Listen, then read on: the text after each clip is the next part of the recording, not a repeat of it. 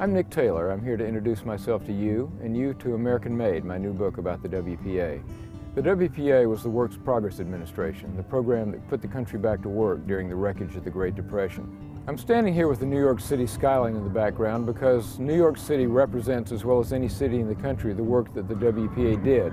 It built roads and bridges and schools and libraries and museums. The WPA employed not only laborers, but artists, writers, actors, musicians, teachers. And in so doing, it totally changed the relationship between the government and the people. I wanted to write about the WPA because it was a really big subject, because it had touched every community in the United States. Unbelievably enough, nobody had ever written a single book about the WPA before that focused on the important role this program played during the Roosevelt administration and its years leading up into World War II. It employed 8.5 million people, it spent $11 billion, it lasted for 8 years, and as I say, touched every community in the country. Here we are inside the reptile wing of the Staten Island Zoo, which was built by the WPA in 1936. It was the nation's first educational zoo when it was opened. It also had a mammal wing and a bird wing, no pun intended. Zoos in those days were just beginning to free animals from their cages, so there were a lot of monkey islands. Now, critics of the WPA called things like this boondoggles, but the fact of the matter is that here in Staten Island, this building is still educating people 4 generations later. Not only did the WPA build things like educational zoos, but other projects like schools, libraries, and museums all around the country. And, because they wanted people to have fun, recreational projects too.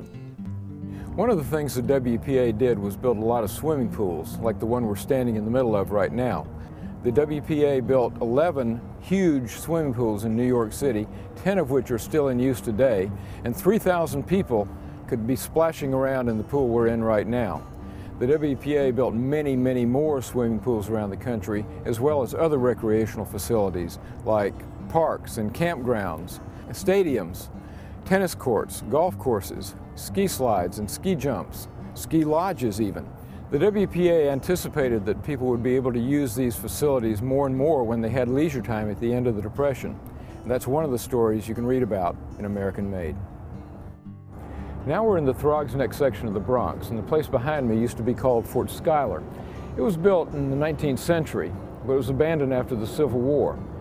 In the 30s, the WPA restored it and turned it into the New York Merchant Marine Academy. It's now part of the state university system.